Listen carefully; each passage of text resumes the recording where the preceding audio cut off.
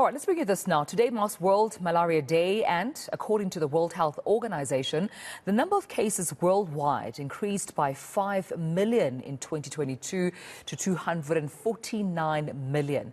Now, African health ministers signed a proclamation in March pledging to enhance domestic funding for malaria control initiatives. But to tell us more about this, the CEO of the RBM Partnership, Michael Charles, joins us now via Zoom. And Dr. Charles, thank you so much for your time. A very good evening to you.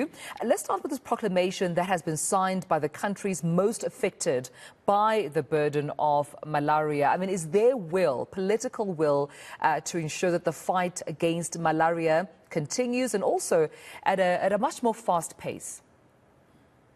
Thank you very much, Tumelo, and welcome to the viewers and listeners as well. Indeed, we are really seeing the figures rising when it comes to malaria. You are very right to say 249 million cases alone of malaria in 2022 and over 600,000 deaths. A lot of that, 96% of that, is on the African continent in terms of mortality and morbidity.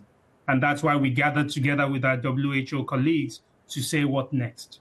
And what next, we believe, is that political leadership that we need. We need more funding that will go into the fight against malaria. We need more innovation. In March of this year, we did have that meeting with the heads of states, or with the ministers of health of 11 high-burden, high-impact countries in Yaoundé, where we came together and we said, yes, we need to accelerate our fight against malaria for an equitable world. We need to accelerate and put in more resources into the fight against malaria. So the commitment is there, but obviously declaration alone will not change things.